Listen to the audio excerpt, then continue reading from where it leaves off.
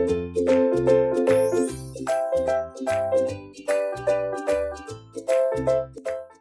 friends, again we'll be coming on mesh analysis. We are problem number 5.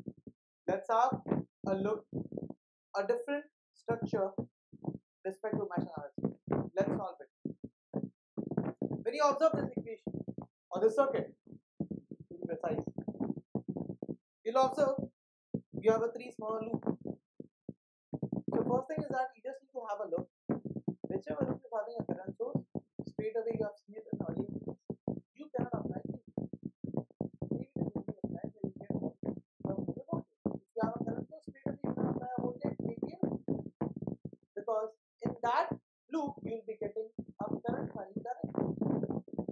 So let's see which loop you can apply KVL, which you cannot apply a KVL. In this case, every term is a voltage. Apply a KVL. Again, in this case, every term is a voltage, so we can apply a KVL. But when you observe this loop, you have a current source. So that you cannot apply a KVL. So the logic is that you cannot apply a KVL. That means you will get a current value back. So in this, your unknown was I1, I2, and I3. You have observed the direction of I3 and this current source. When I see the direction of I3 and this current source are same, that means I'll be getting the value of I3 directly. I'll be getting I3 equal to plus 0.45 amperes. That's the value of I3. So now in this circuit, your unknown that are only two, that is I1 and I2. Simple mathematics, two equations, two unknown. That's it. So let's solve it. After solving it, ultimately in this circuit, I need to find Theorems. Let's do it. So again, same thing. Apply KVL in mesh 1. We get in mesh 1. If you consider the resistance, I can easily observe it. I have 3 resistors in this case: 16.67, 33.33, 25. Add all the resistance you will be getting. So if I add all the resistance, I'll be getting it 75. So in mesh 1, which current is flowing? The current is I. So if I'm writing KVL for mesh 1, I need to give it a positive sign. This will be plus I. Now observe, in the 3 resistors, which other current is flowing? If you observe carefully, 16.67 only I1 is flowing. In 33.33, I3 is flowing. In 25, even I1 is flowing, even I2 is flowing. So you have 2 different currents flowing in this case. Apart from I1, any other current will be negative straight away. That means the equation will be, my dear friend, minus 25 I2 and minus 33 I3 equal to. What the current is there? When the write equal to, straight away, logic is that you will be writing only voltage. So let's observe in mesh 1, how many voltages are there? In mesh 1, if you see, there are 2 voltage sources, and both the voltage sources are different voltages. So just observe it in clockwise direction. The I1 enters into positive, the sign will be negative. The I1 enters into positive, the sign will be negative. Simplify it, you'll be getting 75 I1 minus 25 I2 minus 33.33 I3 equal to minus 40. That's your equation number 8. So can I say 8? No. Reason behind it, because I've already achieved the value of I3. Put the value of I3, you get the value. So your value of I3 is 0.45. Put the value of I3 over here. You will get 75 I1 minus 25 I2. You will get minus 33.33 into I3 value is 0.45 equal to minus 40. So multiply it, negative, shift it on that side, you'll be getting a positive number.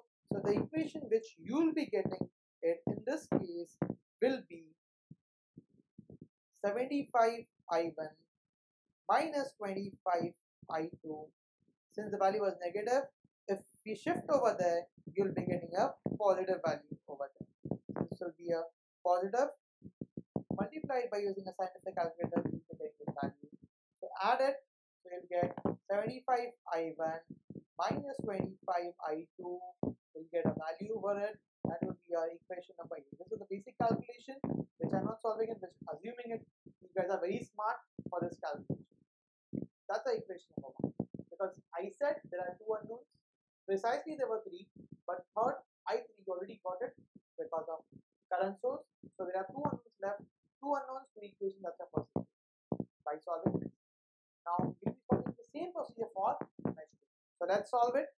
The same logic, applying KVL in mesh 2.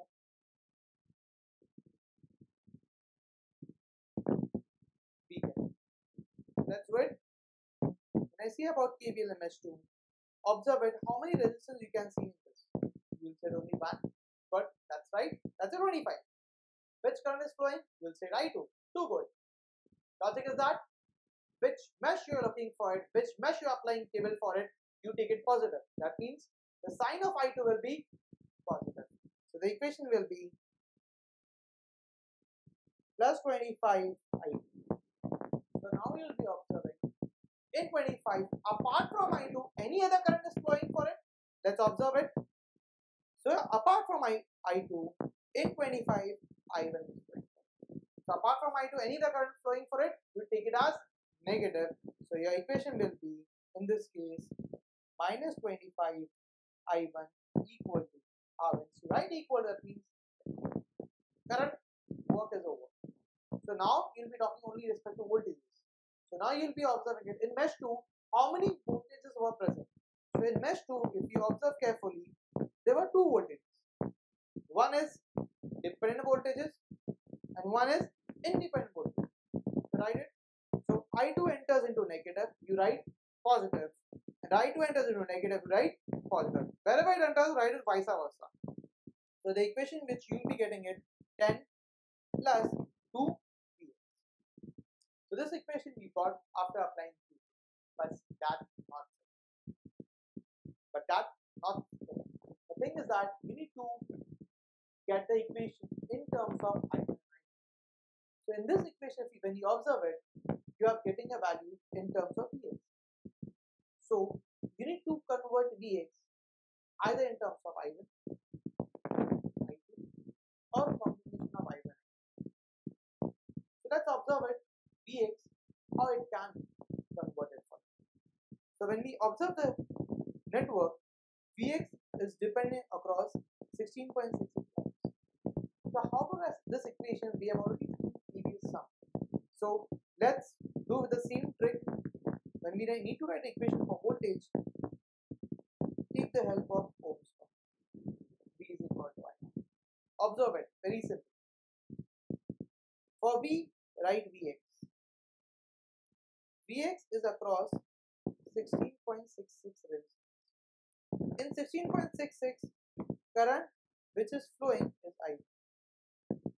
Current I1 is flowing in positive. Whichever sign it is flowing, write it as it is.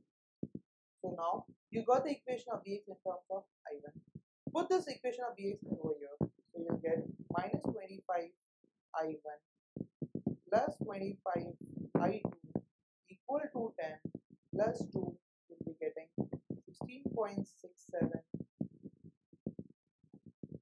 So whatever I1 variable will be shifted over here, so you'll be getting I1 plus 25 I2 equal to 10. That will be your equation number B. So you got 2 equations, 2 unknowns. Straight away you'll be getting the value for I1, I2. By using a scientific calculator, you'll get I1 equal to dash amperes, again I2 equal to dash amperes. But that was not the question. The question asks, find the value for Vx. Vx, the relation was already calculated. The Vx is equal to, it was I1 16.67.